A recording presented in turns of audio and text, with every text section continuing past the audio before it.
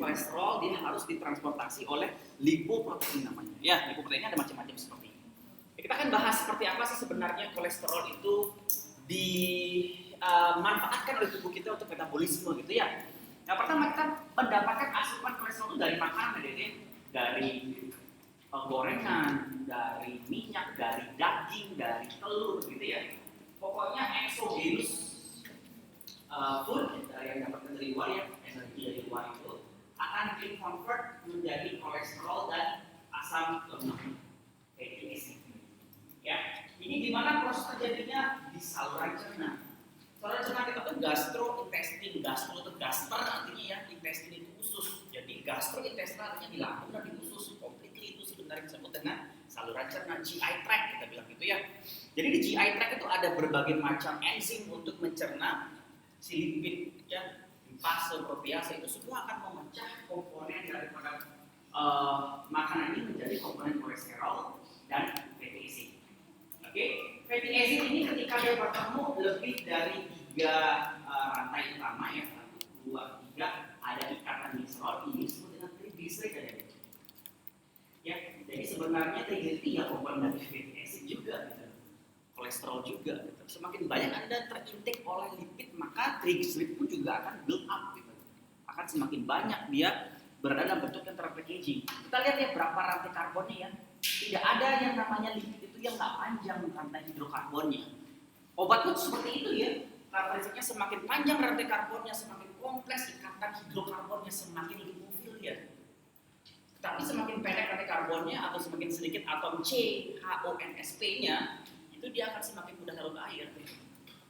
Konteks sederhananya seperti itu ya. Jadi triglyceride itu dia akan terbentuk juga di saluran cerna, kemudian dia akan diabsorpsi untuk kemana didistribusikan ke seluruh tubuh.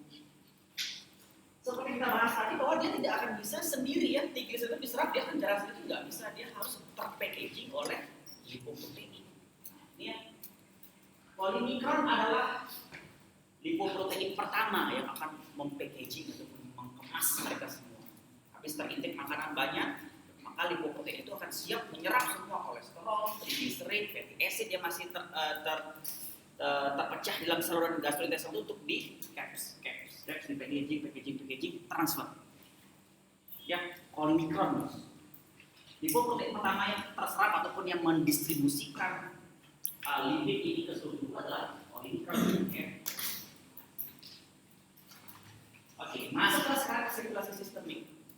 Ya, absorpsi, distribusi, metabolisme, ekskresi. Mirip seperti obat ya. Jadi sebenarnya ADME itu nggak melulu tentang obat sebenarnya, tapi tentang biokimia seperti ini. Gitu. Di biokimia udah dapat nggak gitu ya? Kalau tentang uji-ujinya aja. Iya. Oke. Nah, begitu masuk polymikron itu ke dalam sirkulasi sistemik, ternyata di sirkulasi sistemik kita, di vaskular kita juga ada di semua arteri, vena, pokoknya yang namanya vaskular pembuluh darah itu kan terdiri dari endotelium yang namanya sel endotelium dan yang menyusun vaskular itu namanya sel endotelium. Di seputaran endotelium itu ada enzim-enzim pemecah lipid yang standby. Dia akan standby terus, namanya LPL. LPL-nya apa? Lipoprotein lipase. Enzim mengkonversi ya, hormon meregulasi. Sampai semester atas tuh mahasiswa masih suka bingung ya apa yang membedakan hormon dengan enzim gitu loh. Dua-duanya sama-sama protein. Kalau enzim dia katalisator, dia mengkonversi gitu. Kalau hormon regulator, dia tidak ikut bereaksi, tapi dia meregulasi, lu kerjain, lu convert. Hormon bisa meregulasi enzim untuk bekerja. Oke? Yang ada di endotelium itulah enzim, berarti dia mengkonversi apa lipoprotein tadi, polymikron tadi akan di-convert, dipecahin semua, artinya dikonversi itu adalah dibuka packagingnya si polymikron, diambil kemudian lipid-lipidnya. Nah, di sini kenapa dia selalu ada? Karena dia cuma ada di sebagian vaskular ya, semua vaskular. Di sepanjang vaskular itu ada. Sedangkan vaskular itu adalah jalan yang menuju jaringan organ, sel. Gitu. Jadi mana sel yang butuh? Didegradasi, diintake fatty acid-nya, baru ditransfer ke intrasel gitu loh, untuk dimanfaatkan. Itu ceritanya. Jadi dipecah oleh LPL, jadi si triglyceride akan menjadi terurai, kemudian free fatty acid akan terurai, kolesterol akan terurai, dia akan digunakan oleh sel-sel di dalam jaringan yang membutuhkan. Jaringan kan terus sel-sel ya, jadi dia akan transfer itu untuk kebutuhan metabolisme. Oke, sel sudah cukup. I have enough lipid for my metabolism. Stop. Saya nggak butuh yang berlebih ya. Kemudian yang berlebih ini mau diapain? Nah ini ya, remind of cholesterol yang berlebih ini ternyata akan dikirim ke liver untuk di storage. Jadi liver itu organ penyimpan lemak adik-adik. Terlalu tinggi kolesterolnya bisa menjadi fatty liver. Mungkin pernah mendengar penyakit hepatitis karena fatty liver gitu ya. Perlemakan hati mungkin pernah dengar ya. A lot of lipid yang tadi ya kolesterol, triglycerid gitu ya. Nah kemudian masuk ke dalam liver, di liver ada proses penyimpanan, ada proses sintesis. Jadi liver itu sebagai kulkas ya, kalau saya ngomongin dulu saya akan liver sebagai kulkas. Dia itu adalah komponen organ untuk menyimpan ketika tidak terdapat asupan makanan dari eksogen, maka kulkasnya dibuka. Glukosa lipid itu akan diambil dari liver. Sehingga liver itu adalah storage organ untuk men-storage lipid, men-storage glukosa gitu ya. Jadi akan dibawa ke dalam liver, disimpan dalam bentuk lipoprotein yang lebih kecil dari polimikron tadi, namanya VLDL, very low density lipoprotein. Sampai sini dulu kira-kira sudah bisa dipahami atau tidak? Jadi kalau tubuh tidak mendapatkan asupan lipid yang cukup, maka liver akan mensuplainya. Tidak dalam polimikron, tetapi dalam VLDL. Makanan yang di kulkas itu disimpan tapi kecil-kecil. Anda belanja di supermarket dalam bentuk kardus. Anda masak sebagian, buka kardus, Anda masak sebagian untuk makan sekarang. Sisanya masak kardus yang besar tadi dalam kulkas enggak kan?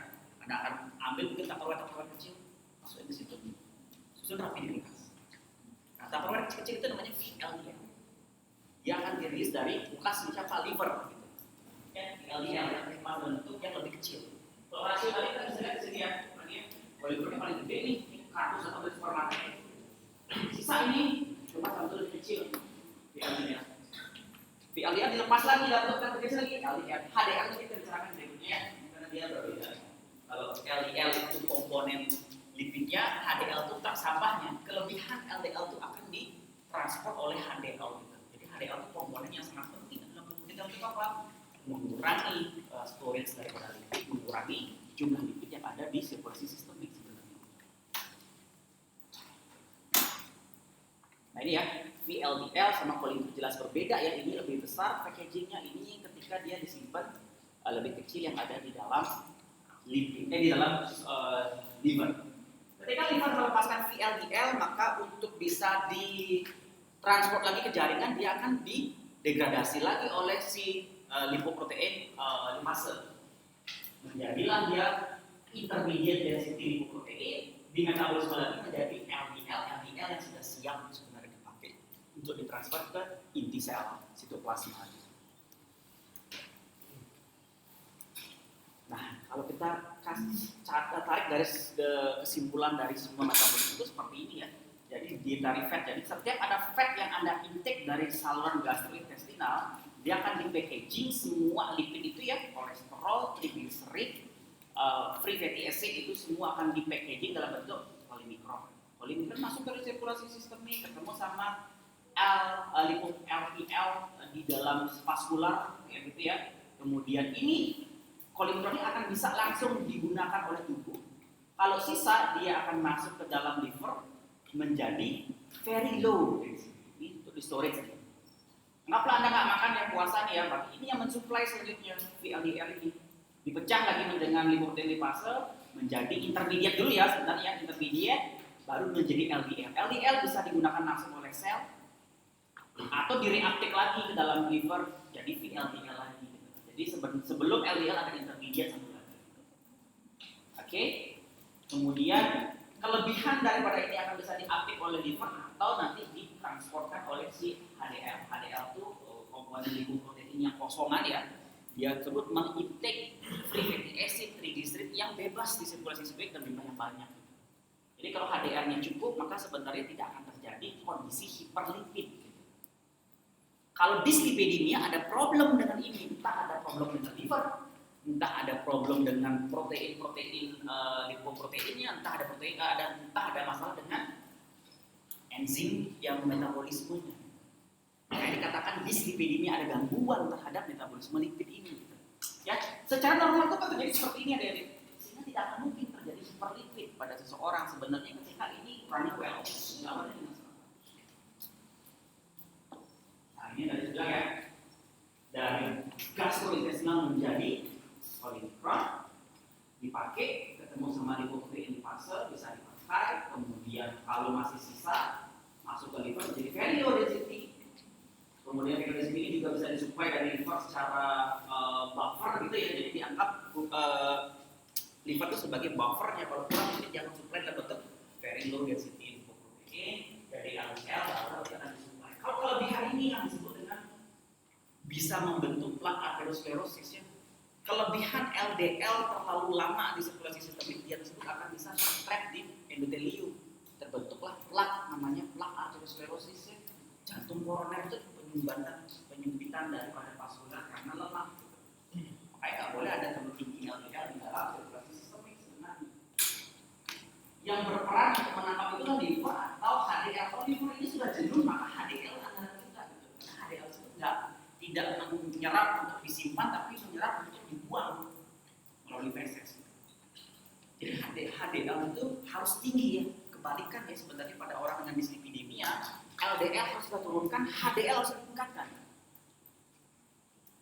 Yang lainnya turunnya kolesterol, triglycerid itu semua harus kita turunkan. HDL kebalikannya naikkan. Karena semakin tinggi HDL itu maka akan semakin kecil potensi terjadinya hyperlipidemia karena dislipid gitu. Ya semoga Anda paham. Ini kalau kita berbicara seperti apa sebenarnya sel hepatosit kita itu menyimpan kolesterol dalam bentuk VLDL itu sekompleks ini secara molekuler. Cuma di S1 tidak perlu tahu sedalam ini sebenarnya ya. Jadi jalur mevalonat namanya. Ada, saya sampai sini aja sepertinya. Mevalonat ini adalah bahan baku lipoprotein untuk mempackaging kolesterol menjadi VLDL. Ceritanya gitu. Untuk bisa menjadi mevalonat ini harus ada dimediasi oleh asetil koenzim A dan enzim HMG koenzim A. Hingga ketika pasien memiliki problem hyperlipidemia, pemberian simvastatin atau vastatin, rosuvastatin itu golongan statin itu menghambat enzim HMG koenzim A ini sebenarnya. Maka dia akan menghambat storage daripada lipid menjadi mevalonat sehingga VLDL itu akan drop pada penggunaan statin sebenarnya jumlahnya akan drop. Jadi minum statin tapi tetap terintake oleh lipid yang tinggi dari dietari percuma sebenarnya tambah sulam sebenarnya. Jadi dietari harus direstriksi lipidnya yang tinggi melalui endogenus. Kelebihannya sudah ada kita regulasi dengan statin gitu loh sebenarnya konsep. Gitu ya. Nah ini yang mengambil farmakokinetik ini saya sudah ajarin ya bahwa jalur daripada ini sangat aktif pada sore hari, afternoon. Ya afternoon ya baru dia mulai. Nah ini biological clock saya kasih jelasin. Kenapa kita penting tahu biological clock ataupun irama biologis kita? Yuk, yang sudah ngambil mata kuliah ini, boleh jelasin teman-temannya ataupun yang sudah ditangkap saja selama perkuliahan yuk. Ya, silakan. Yuk. Saya akan menjelaskan untuk human circadian time structure. Jadi di sini sebenarnya menjelaskan bagaimana fungsi fisiologis tubuh kita berdasarkan waktu yang sebenarnya sudah diatur di master regulatory pada tubuh yaitu pada hipotalamus. Nah jadi circadian time atau circadian rhythm ini pada tubuh kita itu sebenarnya terbentuk berdasarkan kebiasaan yang sudah kita lakukan dari kecil sampai sekarang seperti itu. Terus pada circadian rhythm atau circadian time ini ditunjukkan bahwa tubuh manusia itu akan memiliki kecenderungan atau memiliki aktivitas di mana saya mulai untuk pada pagi hari di jam 6 itu yang meningkat itu adalah hormon-hormon seperti ACTH, FSH, dan hormon-hormon lain. Nah, jadinya pada pagi hari tubuh kita itu akan memiliki aktivitas yang energik. Jadi seperti respon-respon dari hormon kortisol, testosteron, seperti itu. Jadi akan meningkatkan kebahagiaan. Maka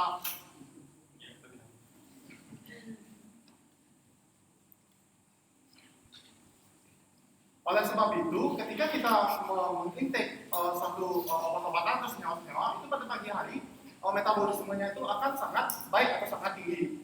Terus selanjutnya pada siang hari atau pertengahan, maka akan adanya peningkatan atau produksi hemoglobin, serum zat besi seperti itu. Kemudian pada sore hari, nah ini yang penting.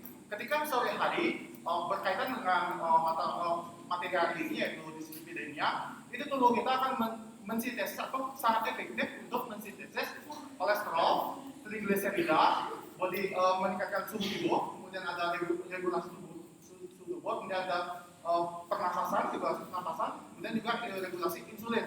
Nah, jadi ketika kita intake obat atau obat yang sifatnya menghambat produksi dari kolesterol pada sore hari, itu akan sangat efektif karena pada sore hari kita memproduksi kolesterol itu dengan efektif. Jadi kalau dihambat, tadi kan produksi kolesterolnya akan menurun seperti itu. Kemudian apa saya lanjutkan Pak?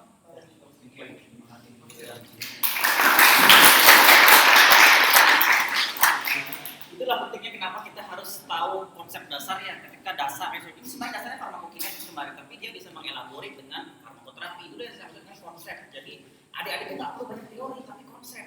Karena begitu konsepnya tahu, tinggal baca aja Anda akan mudah dengan apa yang menjadi teori gitu loh. Ya jadi kalau Anda hafal, jago hafal, ya saya nggak yakin ketika Anda hafalnya jago, konsep Anda lemah, keluar dari kelas ini Anda akan sudah menguap gitu aja hilang, yakin gitu. Jadi sebaiknya konsepnya dipahami, pendalamannya silakan sendiri gitu. Ya, ini biological clock tadi sudah betul ya. Biological clock tubuh kita itu ketika kita beraktivitas reguler gitu ya, maka otak kita itu akan membuat jam biologis seperti ini. Pagi akan melepaskan hormon-hormon seperti ini, hormon seperti ini, siang, sore gitu. Dalam konteks dislipidemia sebenarnya tubuh kita secara alamiah itu pada pukul 6 sore mulai efektif aktif sekali ya, jalur hipothalamus aktif sekali pada 6 PM. Jadi start pada jam 6 sore itu tubuh itu lagi heboh-hebohnya memproduksi, bukan memproduksi sebenarnya ya, menyimpan daripada mikron tadi, melepaskan VLDL, meregulasi dia gitu loh. Jadi kalau Anda dinner dengan high lipid dan merupakan orang yang memiliki histori dislipidemia, ini is not a good news untuk kalian gitu. Tapi dalam konteks minum obat, maka the best time to inhibit the synthesis of cholesterol adalah pada jam 6. Jadi simpatisannya tidak diminum pada pagi hari sebenarnya. Ya boleh pada pagi hari, akan tapi kita tidak akan mendapatkan optimum effective concentration-nya gitu.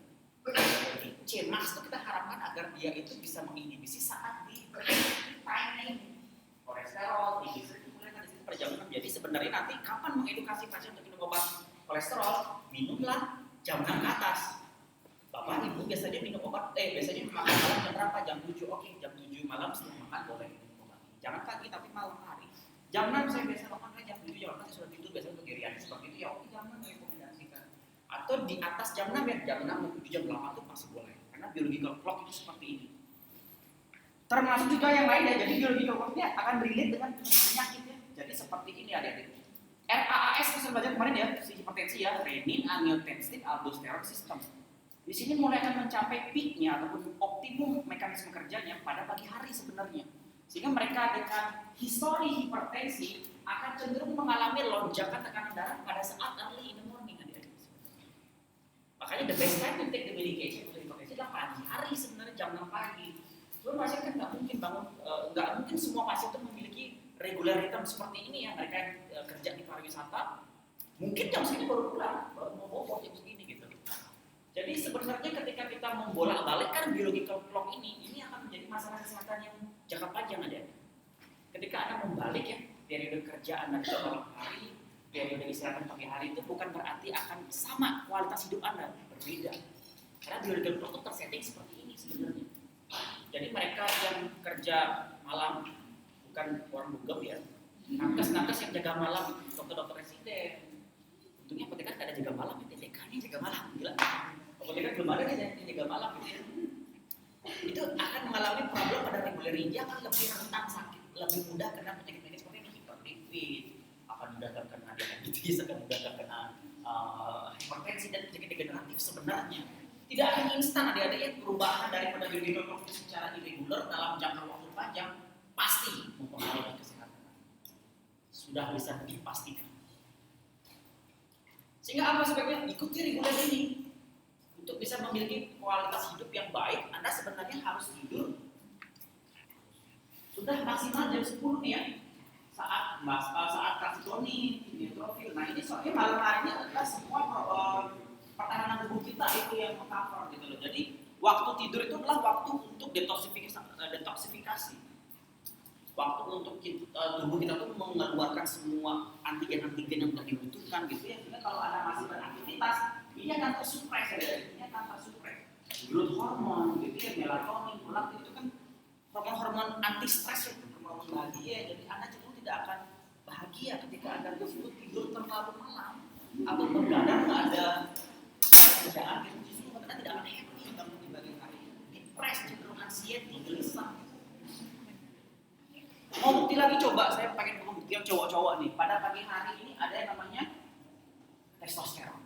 Ngaceng nggak pagi-pagi? Cowok itu nggak ngaceng nih, udah irregular ini. Iya nggak? Tidak ada stimulan apa-apa. Bangun pagi itu pasti kenceng kan? Ada yang enggak? Kalau ada yang enggak di sini berarti Anda memiliki problem irregular. Nggak ada yang kontrol nih. Dia memang terproduksi kortisol pagi jam 6. Coba Anda bangun pagi, olahraga, hidup Anda akan jauh dari depres. Kortisol itu peaknya tinggi pagi. Tapi kalau jam segini masih tidur, bangun jam 10 jam 11, Anda akan kehilangan kortisol itu. Kortisol tidak akan terilis ketika tidak bangun pada pagi hari gitu. Periode aktif, dia akan rilis kortisol, Anda akan hidup jauh lebih senang. Bisa dibuktikan ya. Dan semua problem-problem itu ya kembali ke kolesterol. Nanti the best time to take the medication sebenarnya adalah pada jam 6 sore ke atas, dari malam hari. Statin, gemcitabine, niacin. Obat-obatnya kita akan bahas ya. Sampai sini dulu kira-kira ada yang bertanyakan nggak? Sebelum kita akan belajar seperti apa sih causes ataupun dyslipidemia itu kok bisa muncul pada seseorang, itu apa yang menjadi penyebabnya? Ada juga pertanyaan? Ada yang primary, ada yang secondary atau acquired gitu ya. Cukup paham, jelas? Kita teruskan ya. Hiperlipidemia atau dyslipidemia yang paling sering itu kan hyperlipid ya. Dyslipid itu gangguannya hyperlipid yang paling sering terjadi. Itu ada dua penyebab. Pertama primer, gejala primer, gejala sekunder. Sama kayak hipertensi kemarin ya. Gejala primer ini idiopatik sebenarnya ada idiopatik itu tidak bisa menentukan dengan jelas seperti apa mekanisme munculnya gangguan ini gitu. Nggak bisa dengan jelas. Lebih banyak karena genetik turunan. Jadi kalau punya kakek, punya nenek, punya orang tua yang hiperlipidemia, Anda memiliki risiko itu. Anda bisa membawa gen, baik atau dominan ataupun resesif gen. Atau secondary itu artinya Anda terdampak dulu oleh suatu penyakit menimbulkan hyperkolesterol. Jadi ada disease, misalkan diabetes dulu, menjadi kolesterol. Atau ada penyakit autoimun dulu menjadi kolesterol, itu bisa jadi, itu yang secondary namanya ya. Tapi lebih banyak memang primary, yaitu muncul karena gen. Nah, kalau primary yang familial atau inherited itu diturunkan gitu ya, pola-pola hereditas itu diturunkan itu kita akan bahas ya, ada 4 tipe dari ada tipe 1, tipe 2, tipe 3, tipe 4. Di sini kita membicarakan tentang kenapa seseorang itu bisa memiliki problem dyslipidemia. Di mana titik-titik tangkapnya? Selama Anda sudah memahami tadi cara kerja sintesis kolesterol tersebut, ini akan mudah sekali ya. Tipe 1 ada. Tipe 1 hiperlipidemia. Nah, ini terjadi peningkatan polimikron, hyperpolimikron. Kenapa bisa hyperpolimikron? Ternyata lipoprotein lipase LDL-nya tidak bekerja. Karena genetik. Kita punya LDL di seluruh permukaan epitelium, masih ingat? Di permukaan darah itu nggak kerja, inaktif. Sehingga polimikron tersebut tidak bisa di breakdown menjadi fatty acid, triglycerid, kolesterol untuk disuplai langsung ke sel atau bergerak menuju ke liver untuk disimpan dalam bentuk VLDL tadi. Nggak bisa. Jadi polimikron itu build up terus, tinggi terus gitu. ya defisiensi lipoprotein di pasar. Kalau diulik lagi kenapa bisa LDL ini tidak bekerja? Ternyata ada prediktor gennya, gitu. Apolipoprotein C2 defisiensi, ternyata ini yang menyebabkan si lipoprotein di pasar tidak aktif. Ini resesif adik-adik. Jadi genetik memang ada problem coding, jadi coding di gen itu berproblem menyebabkan si LDL tidak bekerja, intinya gitu, tipe 1 ini. Ini resesif tidak dominan, artinya keturunan berikutnya belum tentu kena, tapi dia pasti pembawa gen. Paham ya, dominan sama resesif, paham ya, kalau dominan itu pasti kecenderungannya akan muncul pada dia, pada keturunannya. Kalau yang resesif seperti ini, berarti tipe 1 ini bisa muncul, bisa enggak. Tapi dia jelas pembawa. Jelas dia akan membawa. Kalau kamu resesif cuma resesif jadi dominan nanti. Ya, bisa dipahami ya. Jadi tipe 1 orang itu bisa mengalami hiperkolesterolemia karena problem ini. Dia kekurangan LDL atau LDL-nya tidak aktif. Tipe 2 ini problemnya pada reseptor LDL di sel. Ya, jadi reseptor ini resisten atau tidak peka terhadap reseptor LDL. Jadi LDL, polimikron itu tetap bisa didegradasi ataupun dipecah menjadi komponen VLDL. VLDL dipecah bisa menjadi LDL. Nah begitu jadi LDL masuk sekaligus ke dalam sel untuk digunakan oleh sel metabolisme, ternyata sel ini tidak merespon dengan hadirnya si LDL. Tidak merespon nih, LDL reseptor ini mengalami tidak pekaan gitu ya. Jadi dia tidak sensitif ini. Ada LDL dianggap tidak ada sehingga dia terus memberikan respon ataupun mengirimkan perintah ke otak bahwa tidak ada LDL di darah, sel butuh, ayo kita stimulasi lagi polimikron ini, liver sel ayo produksi lebih banyak lagi gitu. Nah, sebenarnya LDL sedang berlimpah di dalam sirkulasi sistemik. Pada kondisi seperti inilah kolesterol itu diproduksi double jadi. Sudah ada banyak di darah, si liver memecah lagi cadangan yang dia punya. VLDL-nya akan dia keluarkan dengan dahsyat gitu. Doubling gitu. Jadi itu kolesterol bisa sampai 400, TG bisa sampai 1000. Tidak ada gejala yang khas ada pada mereka dengan dislipidemia. Ini type 2 seperti itu. Type 3 rare, jarang sekali. Ini terkait dengan problem pada intake polimikron. Jadi ada yang namanya lipoprotein E gitu ya, ApoE. Ini tidak aktif sehingga sebenarnya kelebihan daripada polimikron itu tidak bisa disimpan di liver gitu. Sehingga dia akan banyak sekali di sirkulasi nggak bisa diintip, nggak bisa disimpan oleh liver. Itu yang terjadi pada tipe 3, tapi ini jarang ya, rare sekali terjadi. Kalau tipe 4 sama juga ya, ini familial hypertriglycerid. Nah ini tipe 4 ini spesifik karena TG-nya yang tinggi ya, jadi ada bakat ataupun ada problem pada seseorang tersebut untuk menginfeksi trigliseridnya. Ya, adanya di dalam liver. Jadi problemnya adalah polimikron dan VLDL ini tidak bisa disimpan di liver, diintake banyak dan juga tidak bisa didegradasi gitu, sehingga dia tinggi sekali kadarnya di dalam darah.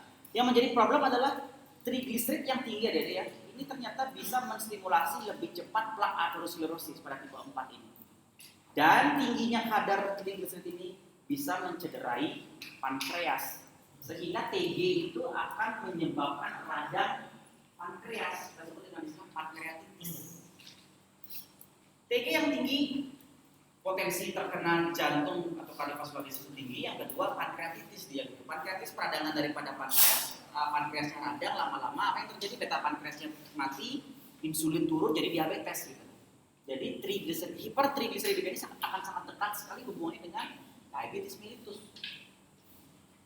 Begitu juga dengan sebaliknya ya, diabetes mellitus karena hyper sekali ada glukosanya, maka dia akan di-convert kelebihan itu dalam bentuk trigliserid. Trigliserid ini akan justru mengattack pankreas, lebih worse lagi diabetesnya gitu. Type 4.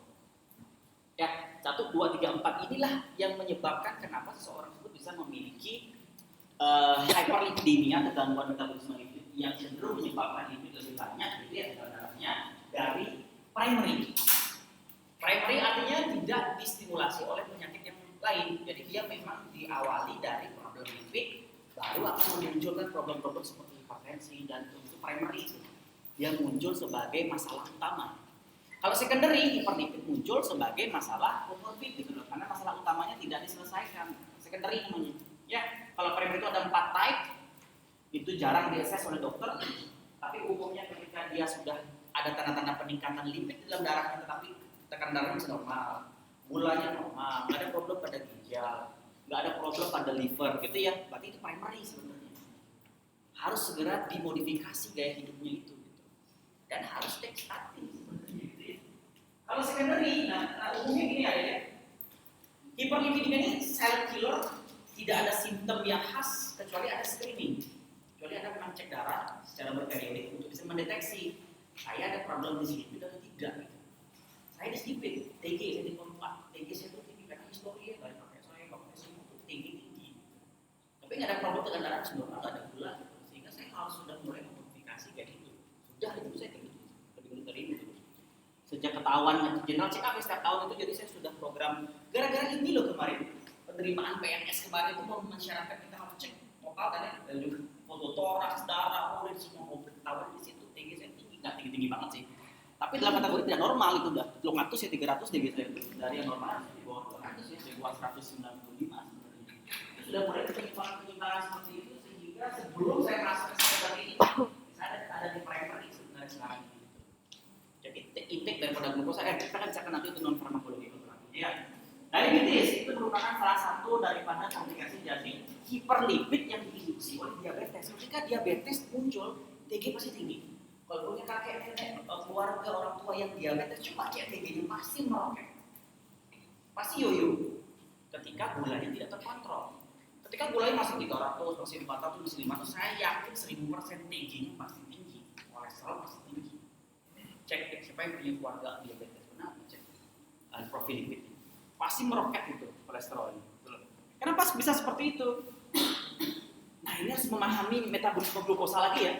Jadi glukosa itu sama ya seperti lipid. Pertama dia itu akan di-breakdown menjadi komponen paling sederhana yaitu monosakarida ya. Bisa glukosa, bisa fruktosa, bisa maltosa gitu ya. Jadi komponen glukosa sederhana ini akan diserap, itu yang digunakan oleh sel. Kalau sel sudah cukup, maka apa yang terjadi disimpan dalam bentuk glikogen di liver. Glikogen penuh storage di liver nggak bisa lagi karena masih booster, maka disimpan dalam bentuk trigliserid, TG di dalam lipoprotein menjadi VLDL di liver, menjadi VLDL di adipose tissue. Saya lupa ya, adipose tissue itu juga salah satu komponen organ yang menyimpan VLDL. Adipose dari lemak itu. Lemak otot kan muscle cell, adipose cell itu yang menyimpan lemak di situ disimpan gitu ya, disimpan di situ. Sehingga ketika hiperglikemia-nya kronis, maka VLDL-nya pasti akan tinggi. VLDL tinggi, LDL pasti tinggi. Selama di metabolisme dengan LDL-nya efektif, tinggi juga pasti akan tinggi. Ya, jadi bolak-balik seperti itu aja. Nah, jadi acquired hyperlipid yang paling berkolerasi dengan hyperlipid adalah diabetes mellitus. Kecuali dia sudah mengontrol gulanya sudah back to normal, A1C-nya sudah di bawah 6,5, maka kolesterolnya akan teregulasi secara otomatis tanpa obat. Tapi primary sebenarnya need take the medication long life sebenarnya. Ini saya sudah kandidat minum obat semua itu statin itu. Tidak ada gejala, jadi saya merasa tidak ada masalah dengan apa-apa. Saya masih bisa beraktivitas dengan sama sekali. Saya tidak ada masalah dengan itu kalau disuruh lari itu masih bisa gitu ya, nggak ada masalah apa-apa. Tapi ternyata ada problem lipid. Jadi jangan sangka Anda itu masih baik-baik saja gitu. Screening, saya sarankan Anda screening. Apalagi lifestyle-nya buruk gitu ya, junk food, begadang gitu yang minuman dengan high kalorinya gitu ya. Jadi ada kandidat yang sangat dekat sekali dengan penyakit seperti itu. Coba aja dicek lipidannya, pasti problem. Banyak orang yang takut men-screening karena takut nanti penyakitnya kelihatan semuanya, jadi tidak pernah. Justru salah jadi kita mendeteksi lebih dini untuk bisa memperpanjang usia harapan hidup yang lebih bagus. Daripada disability dalam 10 tahun ke depan, kita akan belajar dari seperti apa kita mengasesmen potensi daripada cardiovascular disease pada 10 tahun ke depan. Ya. Ini tanda dan gejalanya, dia tidak ada gejala sama sekali secara bertahun-tahun sampai komplikasinya muncul. Sampai infak, sampai kena stroke baru gitu. Sehingga screening sangat dibutuhkan. Hipertensi juga sama kita ya. Jadi mulai dari hipertensi dulu nanti akan merembet ke tekanan darah yang meningkat kita ya. Karena plaque aterosklerosis itu bisa mulai menimbulkan hipertensi lama bisa stroke. Kalau di otak stroke namanya, kalau di jantung penyumbatannya namanya PCK ya, ACS, akut coronary syndrome, kemarin kita pelajari gitu ya.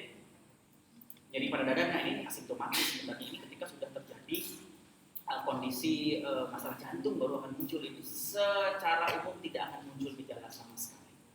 Sangat disarankan screening gitu ya. Tanda-tandanya ya pankreatitis ini ya, pankreatitis karena hypertriglyceridemia, neuropati, kemudian mulai akan peningkatan berat badan gitu ya. Kemudian ada kantong matanya nih, arus warnanya mata itu artinya dari air matanya ada jaringan lemak yang buat kelenteng itu ya, kantong mata itu. Nah, itu hati-hati sudah mulai adanya tanda-tanda hyperlipidemia. Ini dibaca sendiri ya, kapan kita dikatakan memiliki problem pada lipid kita. Ada 4 parameter yang di-assess, biasanya satu paket komplit ini yang Rp300.000 ya.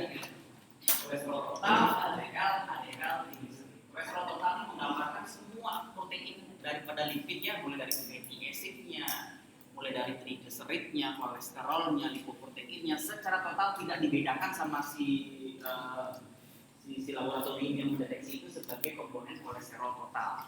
Kolesterol total itu harus di bawah 200 adik-adik, waktu optimal.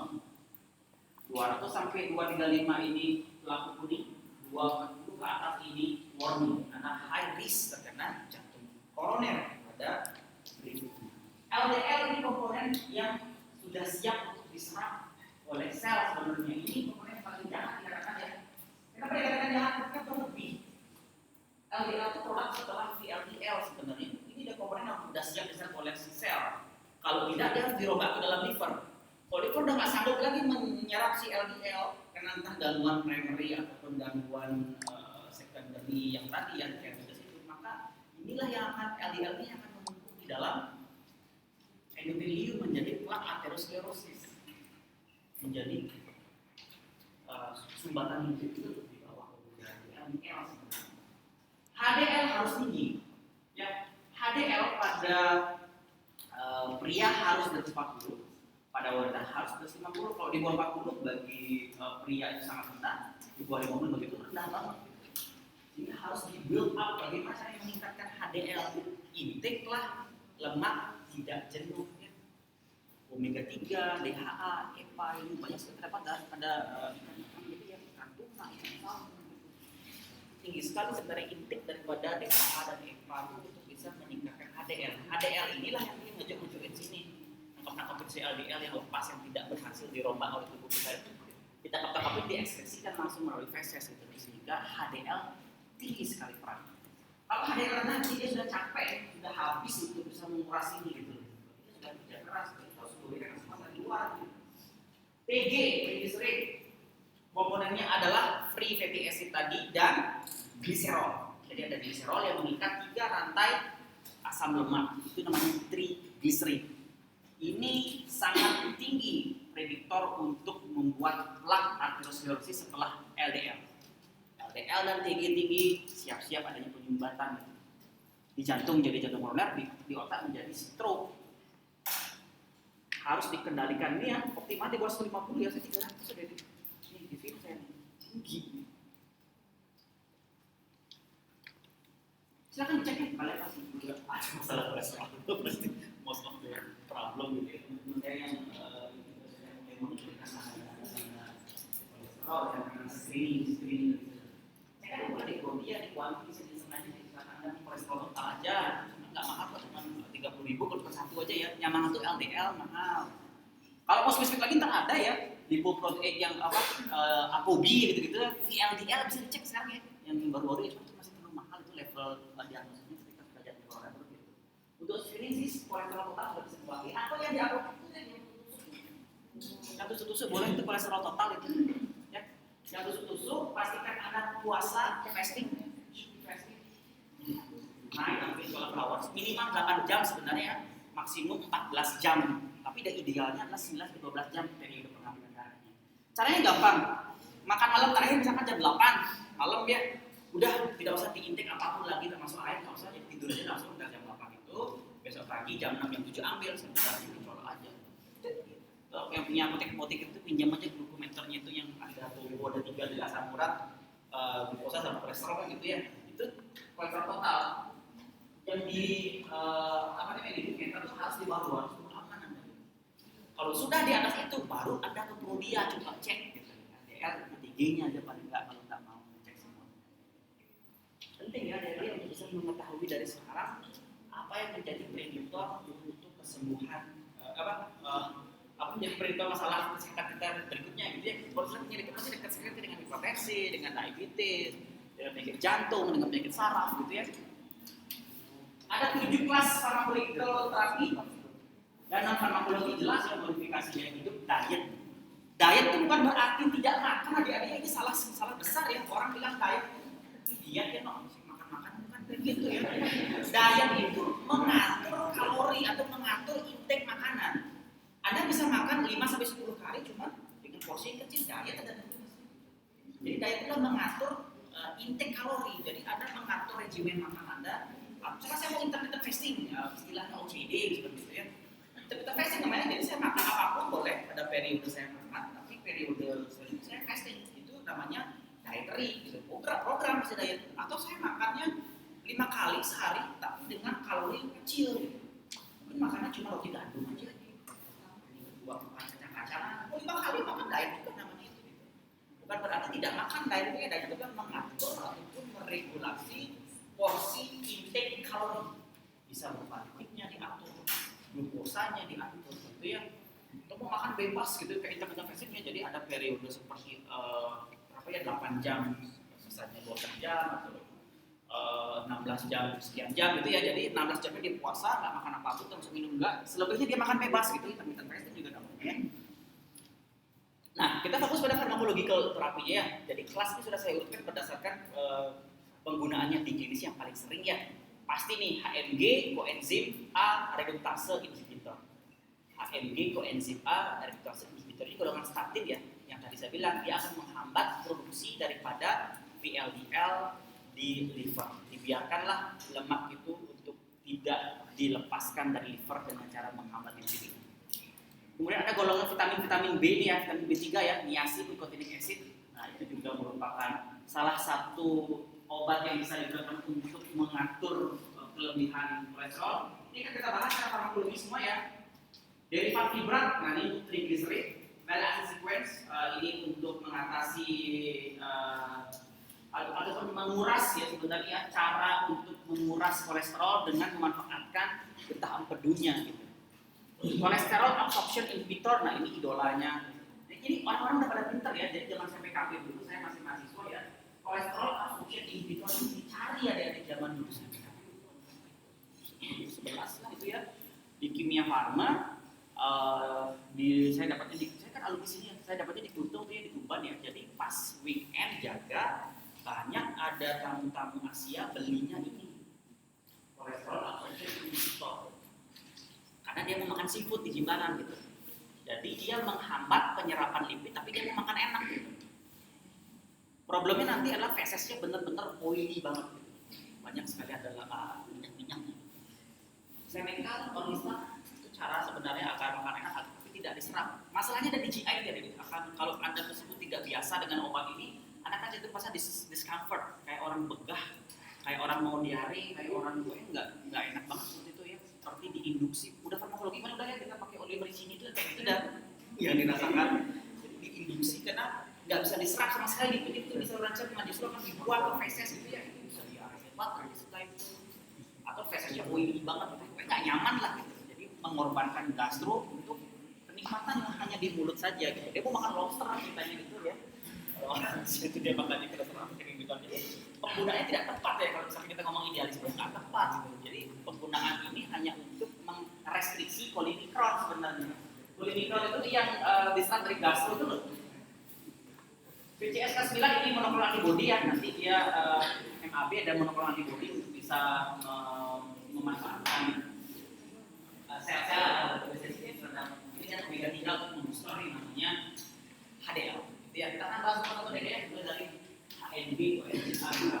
Saya bilang ya bahwa HMG coenzim A itu akan memproduksi asam mevalonat. Mefalonat itu komponen baku untuk membuat LDL nanti di liver itu yang dikemas dalam bentuk VLDL. Nah, proses perubahan dari asetil-CoA menjadi mefalonat inilah yang akan dihambat ya. Jadi HMB koenzim A redutase itu akan mengkonversi sebenarnya asetil-CoA menjadi asam mefalonat. Mefalonat itu akan menjadi kolesterol kan gitu singkatnya ya, walaupun dalam ilmu molekuler itu luar biasa pusingnya dan gitu ya. Nah, dihambat nih oleh si statin ya HMG koenzim A sehingga asetil-CoA tidak akan bisa memproduksi mefalonic acid, tidak akan bisa memproduksi VLDL, tidak akan ada LDL-nya. Apa obat-obat yang bisa menghambat ini? Atorvastatin, rovastatin, statin itu ya semua adalah golongan adalah redutase inhibitor. Apakah potensialnya sama Pak antar ini? Secara teknikal seharusnya sama, tetapi secara evidence belum tentu ya. Jadi gini adik-adik, evidence base itu kita gunakan untuk mencari what is the best medication untuk pasien ini gitu loh. Jadi potensial secara farmakokinetik, farmakodinamik itu akan bisa dibuktikan dari respon klinis gitu. Jadi ketika ngomongin farmakologi kan semua obat itu bisa memakai koenzim A. Cuma mana yang memberikan outcome yang paling bagus gitu? Mana yang paling stabil? Bisa itu hanya dibuktikan dengan uji klinis sebenarnya pakai evidence base. Evidence based medicine untuk saat ini yang di Indonesia yang pernah dipakai atorvastatin dan simvastatin, dua itu yang cukup bagus dan cost-nya rendah. Jadi kita mencari cost efektif ya, cari obat yang potensial aksinya paling bagus dan dengan harga yang paling terjangkau gitu. Dengan cost efektif. Jadi jantungnya ada di atorvastatin dan simvastatin, masuklah dia ke Fornas, makanya BPJS tercover pasti, mau ator, mau simpan tercover. Kalau pravastatin atau simvastatin belum gitu, karena harganya masih tinggi, awal potensialnya juga bagus gitu ya. Sudah ya, HMG koenzim A redutase inhibitor sudah paham semua, golongannya statin ya. Ini adalah obat yang paling banyak seperti kacang goreng ya. Ketika pasien sudah masuk usia 40 tahun ke atas sudah pasti dapat statin dan sudah kelangganan. Mereka dengan kardiovaskular disease pasti mas statin. Hipertensi, statin juga tadi ketika memang ketahuan bahwa sudah berdampak di hiperlipidemia ada tekanan darah dikontrol. Sudah, kalau satu nomor 2 kan ada 7 golongan obat ya. Golongan pertama statin yang sudah kantongin, golongan kedua adalah niacin, nicotinic acid atau vitamin B3. Vitamin B3 ini sangat baik sebenarnya untuk menghambat pelepasan triglycerid ya. Jadi ada hormon sensitifase yang akan merombak VLDL, kolesterol menjadi triglycerid, itu akan dihambat oleh si niacin vitamin B3 ini ya, sehingga tidak berlebih pelepasan daripada triglycerid, fatty acid gitu ya, sehingga dengan triglycerid itu tidak dilepas, asam lemak itu tidak terlalu banyak sehingga VLDL turun produksinya, LDL turun gitu loh. Dan dengan mekanisme yang masih belum diketahui dengan jelas, HDL meningkat loh adik-adik. Nggak tahu kenapa ya, sekarang masih diteliti terus. Ketika kita mensupres LDL, otomatis HDL naik gitu loh. Nah itu masih dipelajari mekanismenya dengan lebih detail ya, kenapa HDL bisa meningkat. Jadi niacin ini baik untuk mereka yang hipertriglyceridemia gitu. Kalau memang Anda khawatir Anda punya triglycerida, tidak perlu di niacin yang khusus, yang monoterapi, pakai multivitamin B kompleks saya cukup kan ya sebenarnya. Ketika kita tinggal di kota seperti ini ya, dengan paparan polusi yang tinggi, Anda nge-lab sebenarnya terkena potensi terkena penyakit degeneratif ya, sehingga antioksidan, vitamin B kompleks dengan kombinasi vitamin C, intake one daily saya rasa bagus untuk prevention. Gitu ya. Niacin sudah paham ya, jadi vitamin B3 sebenarnya yang bilang. Tapi ketika Anda membeli multivitamin dan mineral, itu sudah pasti ada B kompleks, ada B1, ada B2, ada B3, ada B12, ada B6, komplit itu vitamin B-nya ada ya. Vitamin C juga ada. Cukup sebenarnya vitamin B. Tapi ketika mereka membeli produk kualitas, khusus vitamin niacin ada dengan dosis yang besar ya. Nanti saya akan kasih berapa dosis yang diperlukan bagi mereka yang sudah terkena hyperlipidemia karena dislipid. Kelompok ketiga fibrat. Nah, fibrat ini adalah derivat untuk menurunkan triglycerid secara spesifik. Dia tidak bisa menurunkan VLDL dan LDL sebenarnya ya, tapi dia hanya spesifik menurunkan triglycerid. Jadi gliserol dengan 3 free fatty acid itu tidak akan bisa diproduksi di liver ya terutama ya, karena dia berdekatan dengan materi genetiknya sebenarnya ya. Ada yang namanya reseptor PPAR alpha ya, peroxisome polyfactor activated receptor alpha. Ketika dia berikatan dengan reseptor ini, si fibra ya, fibra itu ketika berikatan, maka dia akan bisa mengaktifasi protein lipase atau tidak mengaktifasi yang menurunkan aktivitas dia untuk merombak polimikron menjadi trigliserid. Sehingga trigliserid itu sebenarnya akan bisa dihambat pelepasannya, HDL-nya dius sehingga bisa diekspresikan. Sehingga ketika penggunaan lagi-lagi ya ketika penggunaan fibra ada tetap mengkonsumsi makanan dengan high glucose, high kolesterol, maka ini tambah sulam aja ya, kan yoyo deh ya, dia akan naik, dan belum naik lagi. Apa saja sih derivat fibra ini yang paling banyak ada 8, ada 2 aja deh, ada fenofibrat, ada gemfibrosil. Ada 2 ini, ada fenofibrat, ada gemfibrosil. Sebenarnya penggunaan kombinasi antara fibrat dengan statin itu ketika Anda cek di drug interaction dia berinteraksi potensial, hindari penggunanya, avoid gitu ya. Tetapi kenyataannya di praktek kita pakai adik-adik kombinasi ini ketika memang TG-nya tinggi sekali di atas 500 kita pakai kombinasi 2 ini. Walaupun dikatakan avoid gitu ya. Kenapa? Karena kita khawatir pasiennya pankreatitis. Jadi risiko pankreatitisnya lebih tinggi dibandingkan dengan potensi rhabdomyolisisnya. Kombinasi dengan statin itu kan kita tuh dia khawatirkan rhabdomyolisis yang pecah. Sehingga terjadi pegal-pegal luar biasa, capek, pegal luar biasa.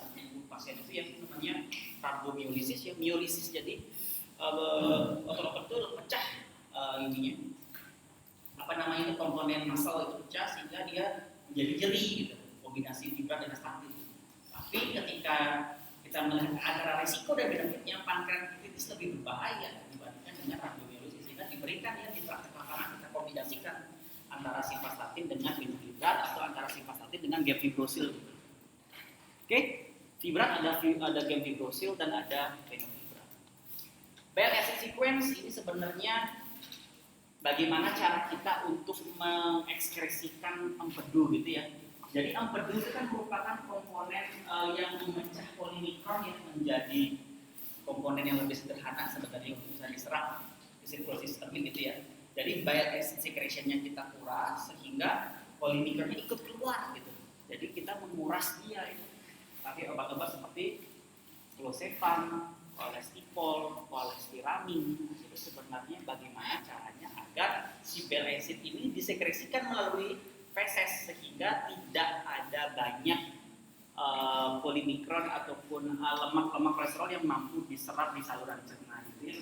Bukan menghambat ya, tapi seperti menggunakan gradien konsentrasi di mana sebenarnya ketika tidak ada bile acid absorpsi daripada kolesterol cenderung akan turun sebenarnya, makanya dikuras itu ya, bile acid sekresi itu dikurangi produksinya, dikeluarkan melalui itu sehingga tertariklah semuanya kolesterol itu untuk dibuang melalui feses.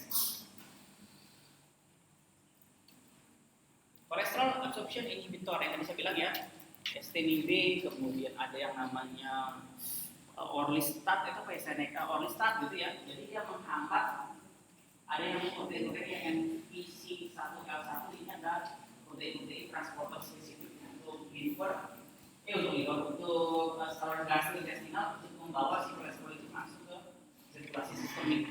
Jadi itu dihambat sehingga tidak akan bisa diserap di saluran cerna. Ecetin B gitu ya contohnya.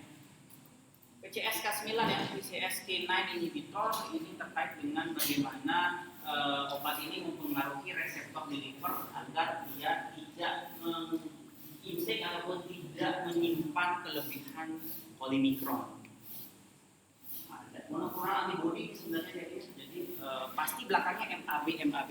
Perhatikan ada ketika memang ada obat-obat namanya MAB belakangnya ini namanya monoklonal antibody ya. Evolocumab, infliximab, alirocumab, MAB itu artinya monoklonal antibody. Berarti industri farmasi memformulasikan suatu obat yang mirip sekali dengan antibody yang dimiliki oleh tubuh kita gitu loh. Nah, ini katakan monoklonal antibody buatan. Jadi antibody yang ini imunoglobulin itu persis diformulasikan seperti itu sehingga dia bisa menipu reseptor itu. Jadi sebenarnya kolesterol yang harus dikeluarkan ini menimbulkan respon farmakologi, menipu daripada si reseptornya agar yang berdekatan dengan lipid itu bukan si reseptor livernya tetapi si monoklonal antibody-nya sehingga tidak akan terjadi metabolisme daripada lipid, tidak akan bisa dipecah menjadi protein terapinya gede ya. Jadi agen-agen biologis seperti ini ketika memang digunakan harus dengan pengawasan nakes dan juga harus diliterasi penggunaannya, diawasi, monitoring, karena memang cenderung dia akan berimpact kepada sistem imun, dia akan yang kali ibu nggak cuma kolesterol ya, kayak menggunakan antibody ya, respon inflamasi, jadi mudah sekali nanti akan terkena infeksi, oportunisme gitu ya. Jadi penggunaan obat-obat yang agen biologis ini efek toksik yang tinggi, nefrotoksik, hepatotoksik dan juga berpotensi untuk melemahkan sistem imun ya, regulasi daripada imun sistem tersebut jadi sangat buruk sekali ketika kita menggunakan MAB. Jadi ini jarang digunakan sebenarnya di praktek lapangan. Yang paling sering itu adalah yang statin dan yang fibrat, dua itu. Niacin sometimes digunakan, sometimes tidak. Gitu. Boleh ditinggalkan ya. Itu dianggap sebagai asupan nutrisi karena dengan makan makanan yang bernutrisi tinggi saja vitamin B3 sudah cukup kok sebenarnya gitu ya. Yang terakhir adalah DHA dan DHA yang diisi dan EPA. Ini terdapat pada lemak tidak jenuh yang banyak sekali terdapat pada ikan-ikanan gitu ya. Jadi omega 3, fatty acid dari salmon, dari tuna gitu ya, dari kulitnya, apalagi yang fresh dapat. Nah ini juga dinyatakan mampu menurunkan LDL dan meningkatkan HDL dengan mekanisme yang masih belum bisa clear didefinisikan gitu ya. Ini jatuhnya sebagai suplementary ya, jadi untuk support system dari nutrisional sebenarnya, bukan sebagai terapi yang wajib, tetapi untuk kebutuhan komplementari. Ya alternatif medicine, pengembangan bahan herbal untuk bisa mengisolasi ini, jadi cari tanaman-tanaman yang banyak sekali memiliki asam lemak tidak jenuh seperti ini untuk bisa dikembangkan ya boleh. Tapi tanaman sih kayaknya jarang ya, kalau ngarin produk masih bisa dan gitu. Jadi farmasis juga bisa melebarkan bahan alami cuma tanaman, tapi kemarin produk itu tanaman bawah laut itu tanaman bawah laut, terumbu karang, ikan gabus, ikan hutan itu juga bisa diteliti ya komponen daripada minyaknya, komponen dari nutrisinya, macam-macam itu sebenarnya masih bisa dikembangkan bagi kalian yang sangat hobi sekali dengan pharmaceutical science ya. Jadi bisa dicoba diulik apa komponen-komponen nutrisional yang bisa digunakan untuk komplementari di problem-problem lipid hiperlipidemia. Kalau yang di klinikal saya udah nggak mikirin itu, dia mikirnya bagaimana fokus untuk bisa menjaga si pasien ini agar tidak memiliki komorbid yang lain, agar tidak progresif, itu yang menjadi partner dari dokter, tidak dari hilir tapi langsung dari implementasi dari awal. Algoritma terapi ya, jadi harus di assessment dulu Framingham risk score ada dia. Jadi ketika melihat algoritma terapi ini nanti akan ada FRS. Kalau ada ketemu dengan FRS lagi Framingham risk score. Jadi kita harus memetakan dulu risiko daripada pasien ini terkena dislipid itu apakah tinggi, sedang atau rendah. Apa yang dipakai? Framingham risk score biasanya. Jadi nanti cari aja di ini yang harus tadi kan saya bagi nanti karena nggak kelihatan ini Framingham risk score. Jadi lihat nih ada usia, HDL-nya berapa, kolesterolnya berapa, tekanan darahnya berapa, dia merokok atau tidak, dia diabetes atau tidak, dia assessment, nanti akan ketahuan total score-nya itu skornya sekian, dia akan berisiko rendah, risiko tinggi, yang begitu ya. Nanti di assessment pasiennya, ketika pasiennya merupakan low risk ataupun mereka dengan risiko rendah, maka sebenarnya perlu behavior modification saja, belum perlu obat gitu ya. LDL sebagai problemnya setelah LDL sebagai assessment setelah Framingham risk score. Ya, LDL-nya Framingham risk score sudah ada HDL di situ ya. Kalau dia risiko tinggi sudah pasti harus mendapatkan statin. Kalau dia moderate bisa jadi dapat statin atau tidak tergantung daripada HDL, LDL dan ApoB-nya ini ya. ApoB itu yang lipoproteinnya tadi itu. Apakah dia sebenarnya problemnya pada genetik yang gitu-gitu dia? Kalau memang sudah ApoB-nya tinggi, betul menggambarkan bahwa dia sudah memiliki problem pada metabolisme LPL-nya gitu, sehingga dia harus mendapatkan terapi statin seumur hidup. Ini nggak kelihatan ya, ini dasar obat yang tadi kita bicarakan ya, 7 golongan obat tersebut yang ada di pasaran, manufacturingnya sudah lengkap, berapa sih dose-nya yang dipakai gitu ya. Jadi kalau memang bicara praktek di lapangan kita cuma pakai statin dan pakai fibrat untuk mengontrol lipid. Cek aja di sini dosis fibrat, kapan harus diinisiasi. Pasti ya kalau teori itu ngomongnya inisial dosis itu start selalu dengan dosis yang paling rendah. Kalau statin memang startnya dari 10 mg dulu, dievaluasi. Kalau belum adekuat naik ke 20, naik ke 40 kan gitu sebenarnya teorinya. Tapi kalau di praktek tembak 40 langsung kadang-kadang gitu ya. Tembak 40 dulu ketika sudah tinggi tapi diturunkan perlahan. Baru pakai di maintain 20. Kalau sudah stabil diturunkan 10, diamati lagi, naik lagi ke 20. Dicarikanlah dosis optimalnya. konsentrasi ya. Tidak ada dosis fix, tidak ada kombinasi yang pasti untuk bisa mengatasi problem seperti ini karena klinisi dokter-dokter itu umumnya melihat daripada data laboratoriumnya. Kadang masuk langsung kombinasi 2 terapi, kadang single terapi yang gitu ya. Tidak ada algoritma yang fix bahwa harus dimulai dari dosis yang rendah dulu, nggak selalu seperti itu di praktik lapangan ya. Jadi yang penting obat-obat itu masih on track, dosisnya masih sesuai, maka Anda tinggal monitor saja perkembangan daripada profil lipid daripada pasien.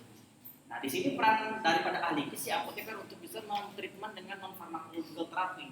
Ketika pasien low risk seperti saya ya, saya belum ada penyakit yang lain, baru cuma TB yang tinggi, berarti saya sudah harus fokus dengan ini ya, konsumsi makanan rendah kolesterol, tingkatkan konsumsi antioksidan, ikan segar, dan itu yang harus sering makan sushi gitu ya.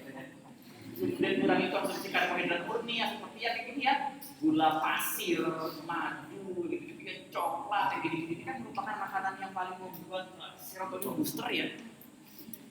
Di satu sisi ketika kita mengkonsumsi makanan-makanan yang manis ya itu serotonin booster adik-adik ya. Serotonin booster itu artinya kita tuh bisa menjadi happy ketika mengkonsumsi itu. Otak kita tuh ketika mendapatkan serotonin dia akan berpikir bahwa makan ini harus dapat nih supaya bahagia. Coklat, makanan manis, makanan gurih, MSG ya itu pokoknya makan. So kuliah cakap mang hari ini deh. Itu ya saya tutup dengan stres tugas banyak. Mau beli kopi harusnya kayak saya nak gojek yang ini ya. Tapi tidak akan membantu Anda untuk bisa menjadi hidup sehat ya. Dikatakan konsumsi serat ya susah sekali ya sekarang semua makanan berserat nggak enak pasti gitu loh. Tidak ada enak-enaknya sama sekali ya makanan seperti labu, terong, loba ya siapa yang makan setiap hari itu kambing ya gitu ya. Mulai rubah mindset itu ya, karena problem yang kayak gitu tuh makanan kambing yang gitu sebenarnya mindset itu sebenarnya hanya mindset geser mindset kita itu ya ganti konsumsinya dengan low fat atau susu sapi itu tinggi ya dari kolesterolnya ganti ke low fat atau Anda ganti dengan susu kedelai sekaligus gitu ya cara memasak gitu ya minimalisir jangan pakai minyak ya pakai yang yang dry ya yang dry apa namanya ya fried dry gitu lah pokoknya jangan pakai minyak. Jelas makanan yang kafein itu nggak akan gurih, nggak akan enak gitu ya kebanyakan orang bilang ya tapi memang ini yang harus dilakukan sebagai edukasi olahraga, kontrol psikologi emosional gitu ya ini yang diajarkan ya boleh masih makan karbohidrat cuma yang direstriksi gitu ya ikan segar, buah-buahan, minyak-minyakan yang dari bukan dari asam lemak ya tapi dari lemak yang tak jenuh gitu ya ini yang dihindari makanan junk food semua ya dan daging merah hindari. Kemudian latihan jasmani dan pasti olahraga seperti berenang, itu sempatkanlah paling nggak seminggu 3 kali itu kita pagi-pagi kalau mau bangun jam 6 pagi sebelum udah setengah 9 sampai jogging dulu lah gitu ya paling 30 menit setiap hari itu akan jauh lebih membuat kita menjadi sehat apalagi biologi kalau cocok gitu ya bangun pagi olahraga maka akan jauh lebih bahagia. Nah, bagaimana kita harus memberikan konseling kepada pasien kapan dia harus kontrol kembali setelah dia terdiagnosis hiperlipid gitu ya. Ini seperti apa ada dia? Ketika pertama kali telah terdiagnosis hiperlipid akan diresepkan statin atau kombinasi dengan fibra atau dengan niacin gitu ya. 1 bulan pertama harus kontrol. Nah, setelah 1 bulan pertama dia nyatakan sudah turun, baru boleh 1-3 bulan diperiksa dulu kolesterolnya karena untuk bisa merubah kolesterol itu dari tinggi ke rendah rata-rata itu 3 bulan baru kelihatan improvementnya. Dari kalau sebulan turun itu hanya temporary bisa jadi nanti naik lagi 3 bulan baru dinyatakan settle ataupun stabil di kondisinya sehingga tidak akan adekuat ketika memeriksa kolesterol setiap hari enggak akan kurang. Kalau gula masih bisa ya kalau kolesterol tidak kolesterol harus every 3 months sebenarnya jadi tiap 3 bulan jika kadar kolesterol stabil terkontrol dengan diet dan tapi pada kondisi akut kita takut dia pankreatitis karena tinggi sekali kadar kolesterol dan tingginya maka every month assessment dia akan kontrol balik ke dokter setiap bulan ditambah frekuensi menjadi tiap 2 bulan stabil 3 bulan sekali baru nanti akan mendapatkan proyeksi daripada nilai kolesterol yang kurang sekarang di screening kalau tinggi lifestyle modification 3 bulan lagi cek lagi kalau masih tinggi Anda harus minum obat itu nah itu cara-cara untuk bisa mendeteksi lebih awal ya tanda-tanda hyperlipidemia, dislipidemia. Karena ini silent killer, dia akan datang tiba-tiba dengan komplikasi yang mengancam jiwa ya. tiba-tiba bisa menghadap sama seperti ya. Any question? Saya akan akhiri saja kuliah saya jam 10 ya, karena saya masih ada kegiatan lagi. Ada pertanyaan sebelum saya tutup? Fokus nggak?